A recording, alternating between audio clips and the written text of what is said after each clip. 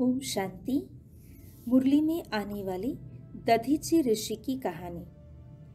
दधीची एक ऐसे ऋषि थे जिन्होंने अपने आप को विश्व कल्याण अर्थ अर्पित कर दिया। हर समय असुर और देवताओं के बीच युद्ध चलता रहता था। स्वर्ग का राज्य भाग्य सदा के लिए देवताओं से लेने के लिए असुरों ने देवताओं के अस्त्र शस्त्र चुराने का षड्यंत्र रचा।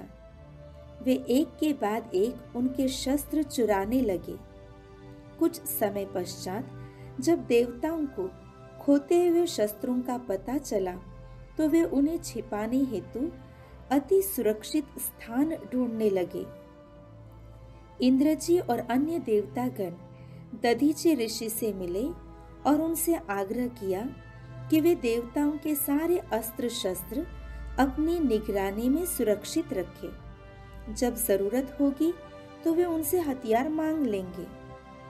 दधीची ऋषि ने सहृदय तुरंत स्वीकृति दे दी और देवताओं के शस्त्रों की कड़ी हिफाजत करने लगे। निश्चिंत देवतागण बहुत समय तक शस्त्रों के बारे में पूछने तक नहीं आए।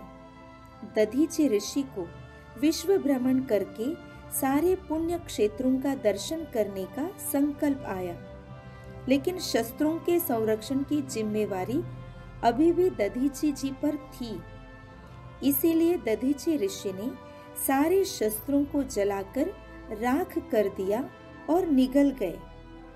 ऐसा करने से शस्त्रों की सारी शक्ति सूक्ष्म रूप से दधीची ऋषि के सारे शरीर में फैल गई और उनका शरीर अत्यंत शक्तिशाली बन गया। उसके बाद वे अपनी पत्नी के साथ तीर्थ यात्रा पर चले गए।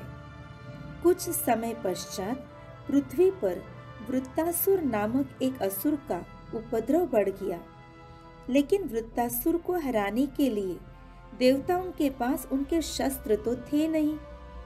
इसीलिए देवतागण ऋषि के पास पहुंचे और उनसे अपने शस्त्र वापस मांगे।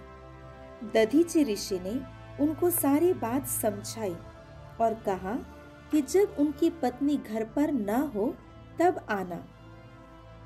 दधीची ऋषि की पत्नी की अनुपस्थिति में वह पुनः पधारे। दधीची ऋषि ने अपने को जलाने के लिए योग बल द्वारा अग्नि को उत्पन्न किया और देवताओं से कहा कि उनकी हड्डियों से अस्त्र शस्त्र बना ले। इस कार्य से आपको कोई पाप नहीं लगेगा। ऐसा कहकर उन्होंने अपने आप को अग्नि में जला दिया। दधीची ऋषि की हड्डियों से देवताओं ने अनेक अस्त्र शस्त्र बनाए। उनकी रीढ़ की हड्डी से एक बहुत ही शक्तिशाली हथियार बना जिसका नाम पड़ा वज्रायुद्ध।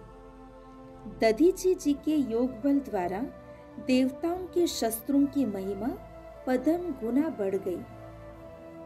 इस कहानी का आध्यात्मिक भाव है, जैसे दधीची ऋषि ने विश्व कल्याण अर्थ अपनी हड्डी हड्डी स्वाहा कर दी, ऐसे ही हमको भी ईश्वरीय सेवा में अपना तन मन धन खुशी खुशी से समर्पित कर देना है। इसी में अपना स्वयं का अनंत श्रेष्ठ भाग्य निहित है। ओम शांति।